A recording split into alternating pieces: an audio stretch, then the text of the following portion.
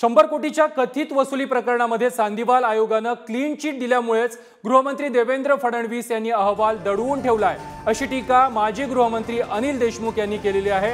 इतकंच नव्हे तर अहवाल ज्या कपाटात दडवून ठेवलेला आहे त्या कपाटाला 2-3 किल्ले असल्याचा उपरोधिक टोला देखील देशमुख यांनी फडणवीसांना लगावलाय।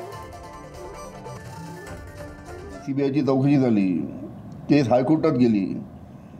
हायकोर्टाने 7-8 महिन्याच्या चौकशीनंतर त्यांनी आपला जो निकाल दिला हायकोर्टाने, त्या हायकोर्टाच्या निकालामध्ये सुद्धा हायकोर्टाने म्हटलं आहे की अनिल देशमुखावर जे आरोप झाले या संपूर्ण आरोपामध्ये कोणतंही तथ्य नाही। हायकोर्टाचा निकाल सुप्रीम कोर्टाचा आला, आता तिसरा जो अहवाल बाकी आहे चांदीवालचा तो लवकरात लवकर ठेवला तर त्याच्यामध्ये सुद्धा काही मुद्दे असतील माझ्या विरोधात असतील ते जनतेसमोर ठेवावे।